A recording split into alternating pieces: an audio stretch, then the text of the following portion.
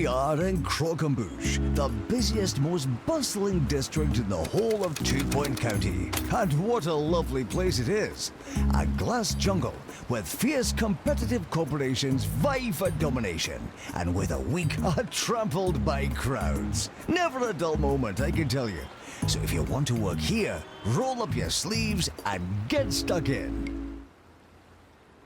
Greetings, Soulswinter, and welcome to Let's Play 2 Point Hospital. We are on the last hospital of the base game, Croquembouche, and let's take a look at our career achievements thus far. We've got a few blanks around here, but it doesn't matter, I'm not gonna complete them. It just awards us kudos, but I don't think I'm gonna use any of them here, so we can proceed. Build a hospital in the busiest part of the city. Prepare for an onslaught. Good luck. Welcome to the heart of the city. This is it, our toughest challenge yet. Thousands of people flood through Croquembouche every day. At least half of them are sick, in my opinion.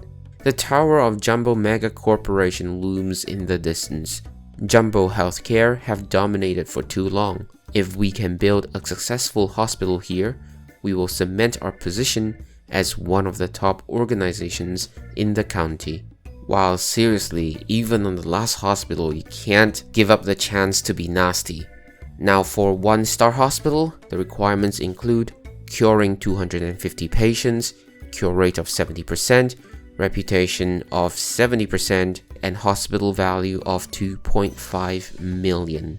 Build the basics: GP, receptionist counter, hire a few staff, and then we can proceed by building the corresponding room for whatever illness has been discovered or requested. Usually it's a pharmacy. Anyway, we need to apply every knowledge we have here, but this is comparably much easier than Rotting Hill. Earthquake is the only disaster here. Abominable Curse is the only epidemic here. All sorts of visitors visit our hospital, and that includes the saboteur. We already know how to handle him though.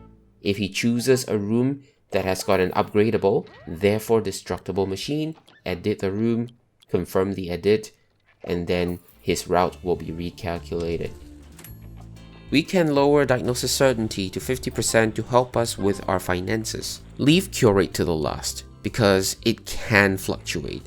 Hospital reputation, as we've learned before, isn't something that we worry about. Curing of 250 patients will be difficult from the beginning because we don't have a good team yet, but as our team starts to become more experienced, it will be one of the easier ones. Hospital value will slowly increase, but it will still be faster than the curing of 250 patients, at least for now, because constructed rooms do factor into the calculation of the hospital value anyway. So it's not like we spend the money and it's gone. In November of year 3, our hospital value first crossed 2.5 million. And at that point in time, we already had 145 patients cured. As we work towards curing 250 patients, the hospital value will fluctuate below 2.5 million, but that's okay. We finally accumulated 250 patients cured in early January of year 5. All that's left is to work towards cure rate of 70%. For that, I changed diagnosis certainty from 50% to 80%. However, because our medical team wasn't that well trained yet, it took us until May of the 5th year before we finally got a cure rate of 70%, thereby achieving a 1-star hospital. Wow, look at that gold envelope. 1-star hospital. Congratulations, your hospital has been awarded a 1-star rating by 2 Point Health Ministry. Your organization has become the gold standard for healthcare in 2 Point County. You've risen above all competition, leaving their long-held dreams and hopes lying, soiled, in a shabby tatters, on the ground. A soothing thought, is it not? Continue aiding the county's most hectic area to cement your legacy. Here we can already view the credits, but we'll keep it to the end. Let's continue. For 2 stars, we need to cure 500 patients, have a cure rate of 80%, hospital reputation 80%, hospital value 5 million. We should be quite close to 5 million in hospital value, but we'll need to start afresh for the 500 patients. Nevertheless, we need more stability in our finances, therefore reduce diagnosis threshold to 50%. Just a few months later, in October of the 5th year, our hospital value first crossed the 5 million mark, and it hadn't dropped below 5 million since then. By December of the 6th year, the number of patients cured exceeded 250. In July of the 7th year, finances had become stable, so I changed diagnosis threshold to 100%. Ever since that, our cure rate has been fluctuating at levels above 70%. The number of cured patients also seemed to increase faster. And by February of the 8th year, we got 2 stars. Congratulations! Your hospital has been awarded a 2-star rating by the 2-Point Health Ministry. I'm sure we're in agreement that my sterling leadership is to thank for you overcoming some of your more questionable qualities. But where exactly is my acclaim? My long overdue notoriety? My fancy letter? I implore you to reflect on this injustice in place of any penciled-in jubilatory shenanigans. Continue aiding the county's most hectic area to cement your legacy. Ooh. More credits? No. Now for the 3-star hospital requirements. We need to cure 1,000 patients and we start from 0. Cure rate 90%, hospital reputation 90%, hospital value 10 million. Then again, we already have 7.2 million in hospital value. The 1,000 patients though, that's gonna take time. Furthermore, hospital value can still fluctuate, so changing diagnosis certainty to 50% might still be good. Compare that to keeping diagnosis certainty at 100% and help us get to 1,000 patients cured sooner. At this point in time, our hospital will begin to experience a phenomenal number of patients, so it really challenges our ability to manage the flow of patients. I was actually quite surprised at how difficult it was to get to hospital value of 10 million. In fact, we got to 1,000 patients cured by September of year 12. And it took us another 7 months to April of the 13th year before finally reaching 10 million in hospital value, thereby achieving our final 3-star rating. Wow! Even though diagnosis certainty at 50%, as long as our diagnosis people are good, one diagnosis will immediately go above 50% anyways. And then our treatment staff, they're that good, equipment that good. So, eventually, it still works out. Congratulations, your hospital has been awarded a 3-star rating by the 2-Point Health Ministry. The news media have begun to deliberate concernedly about overpopulation. Surely, there is no greater compliment to a hospital administrator. Your name shall reverberate through the halls of the ministry for generations, interrupting our all too brief silences and remind us of the county's true potential. Maybe at some point, I'll commit it to memory. That's it! We're done with the base game. For this hospital, the challenges were somewhat reasonable, even though it's like 10 million, 1,000 cures. But because we already know how the game works, we were able to balance between building up our team, expanding the hospital, accumulating finances, as well as growing the number of patients cured. It ended up not taking as much time as a previous hospital. We all know which one we're referring to here, it's the Rotting Hill Hospital. Again, I think I'm repeating myself, but Jumbo McNally's visit can be handled easily by editing a room and then confirming the edit so as to prevent his sabotages. This hospital was quite hectic though, with a huge number of patients. It was almost overwhelming, but it's a good challenge and we get to apply our experiences with the game and try our best to manage this load. So I feel the 10 million hospital value and the 1,000 patients cured are good requirements and a good closure for the base game. Frankly, I was half expecting but yet worried that the game would put in a 95% or 100% cure rate. Then again, I think it'd be unlikely for the game to implement a 100% cure rate, given that it seemed to be taking averages. If there was any one fail, the average will never be 100. That's it for Croquembouche Hospital. We got 3 stars, and that means we're done with getting 3 stars for every hospital in the base game.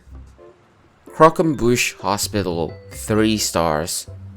Hospital level 23, balance 4.8 million, value 11.5 million. Now let's take a look at the credits while I share what I feel about the game. So overall, I did enjoy the game.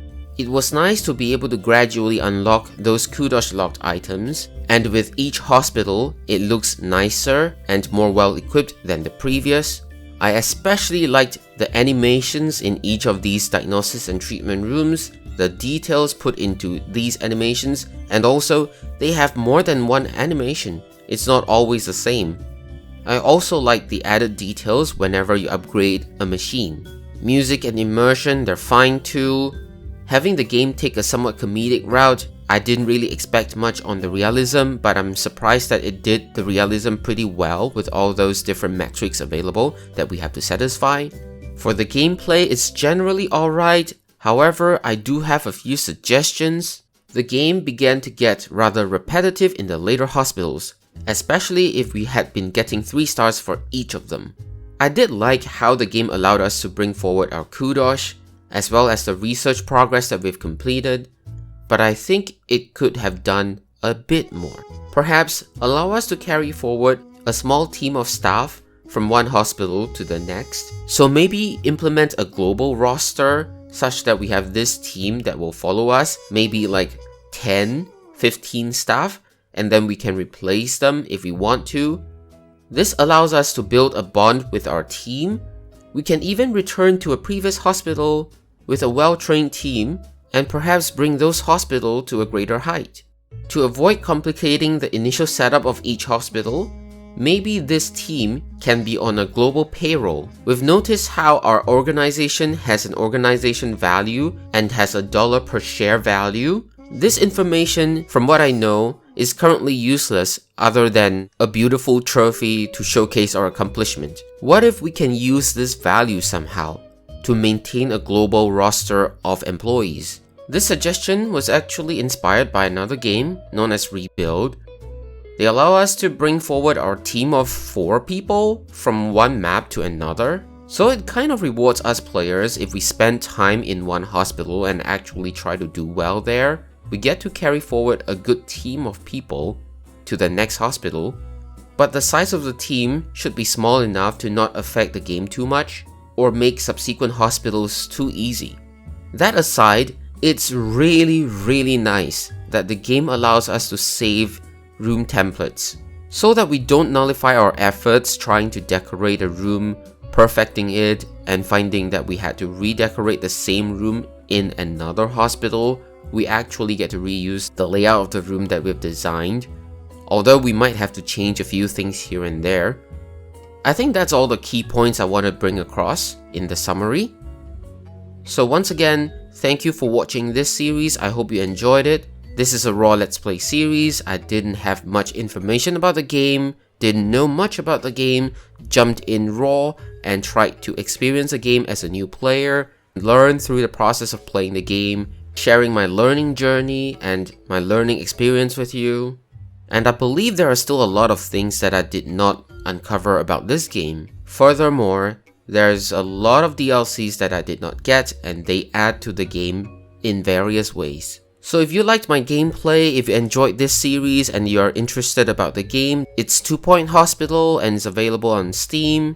I also know that the developer 2 Point Studios and the publisher Sega, they're working on a new game called 2 Point Campus. The planned release date on Steam right now is currently set to May the 17th of 2022. So if you're interested in a game with a similar playstyle, do visit 2 Point Campus on its Steam page for more information.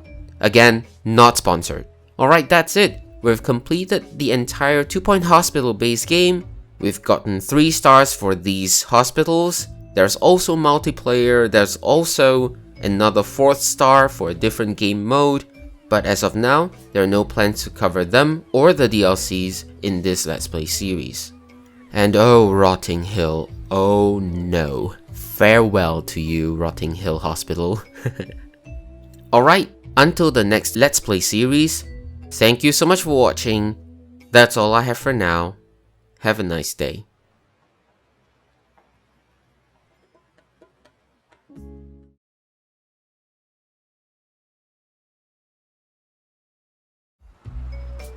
Firstly, let's talk about the gameplay itself. I find that if I'm playing casually, there's really little micromanagement that I had to do in order to have the hospital up and running. It was simply just hiring doctors, nurses, assistants, and janitors, build the clinics such as the GP rooms and the treatment rooms, as well as some diagnosis rooms, add the toilets, and add some staff rooms. That was enough. The hospital was able to run on its own. It was only if we had goals in mind, such as getting to 1 star, 2 stars, 3 stars, that it becomes more tedious. The hospital should run indefinitely even if we're not actively interacting with the game. Well, not exactly. There's one more thing. Epidemics. Whenever an epidemic occurs, the notification pops up on the screen. It's in the foreground and it stops everything that's running. Any hospital that has got the epidemic modifier, meaning that epidemics occur, cannot run indefinitely. Letting a hospital run autonomously without failing would be very helpful for some of the more tedious challenges. For example, Rotting Hill again, being able to accumulate a high hospital value such that we can go for years without treating patients and let our staff try to go to 95% staff morale. Going slightly deeper into gameplay, I'm kinda glad that the game allows us to have our researchers research for money, so that when they're out of research, the researchers don't just become obsolete. They can research for kudos, they can research for the money. It's always helpful to get 20k every so often to help us with our finances. But it would have been good if the game allows us to queue up and repeat certain researches. Take for example, the marketing lab. We were able to select how many months we want a campaign to run for. Maybe this could also be applied to research, like research 20k for 10 repetitions, or maybe have a checkbox for indefinite repetitions. Even when the hospital balance is negative, it can just add on to the negative because there is a fail point of 500,000. Now let's talk about visual design. I like how some of the illnesses are visually and graphically represented on the patients. Since the game takes a comical route, the designs fit in very well. From how they look, how they walk, and even how they behave when they're idly waiting for their turn. Oh, and it's such a joy seeing them go through the treatment processes too. There's so much detail in each of these diagnosis and treatment rooms. It doesn't stop there.